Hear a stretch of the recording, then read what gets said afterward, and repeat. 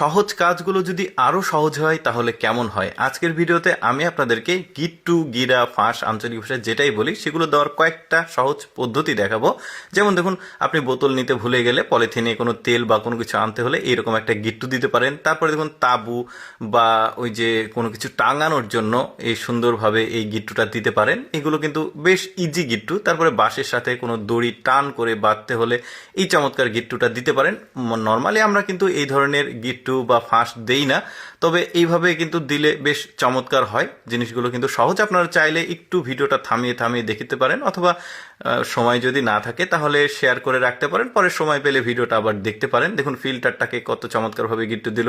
শাক বা কোনো কিছু ধরুন গিট্টু দিতে হবে, কৃষকরা বিশেষ করে আটি আটি করে শাক বিক্রি করে, ঠিক এভাবে কিন্তু গিট্টু দেওয়া যায়।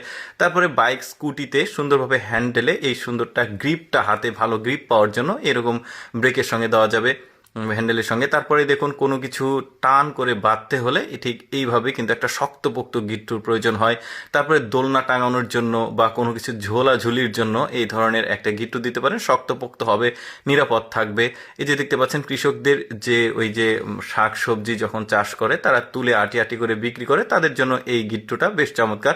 এই যে দেখতে পাচ্ছেন পিরপাল, তাবু এগুলো টাঙানোর জন্য এই ধরনের গিট্টুটা দেওয়া যেতে পারে। দেখতেও ভালো লাগছে আর সহজে খোলাও যাবে। পলিথিনে কোনো কিছু রাখলে সে এভাবে আপনার গিট্টু দিতে পারেন, যদিও ব্যাপারটা সহজ। তারপরে এভাবে অনেকে দেয় না, তাই আপনাদেরকে দেখাচ্ছি।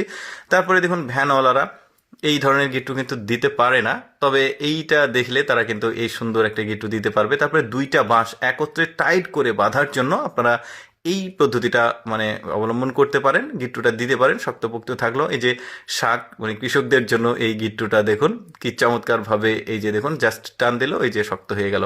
তারপরে দেখুন হ্যাঙ্গার ঝোলানোর জন্য বেশ চমৎকার একটা গিট্টু, প্রতিটাতে ফাঁসে কিন্তু হ্যাঙ্গার ঝোলানো যাবে, বেশ চমৎকার। তারপরে এই যে দেখুন বাঁশে দুইটা বাঁশ বা দুইটা রড একসঙ্গে শক্তপোক্তভাবে কিভাবে গিট্টু দেবেন, এর আগে এক পদ্ধতি দেখিয়েছি, এটা একটা দোলনা, দাড়িপাল্লা বা কোনো কিছু ঠিক এইভাবে গিট্টু দেওয়া যাবে, বেশ চমৎকার। প্রতিটা পদ্ধতি কিন্তু বেশ ইউনিক। এই যে দেখতে পাচ্ছেন পেঁয়াজের ওই যে ফুলকা বলে এটাকে, ওই জিনিসটা সুন্দরভাবে যে কৃষকরা গিট্টু দিতে পারবে, দেখেছেন, বেশ চমৎকার। তারপরে ফিল্টার এক জায়গা থেকে আরেক জায়গায় বহন করা অনেকটা কষ্ট, ঘাড়ে নিতে হয়।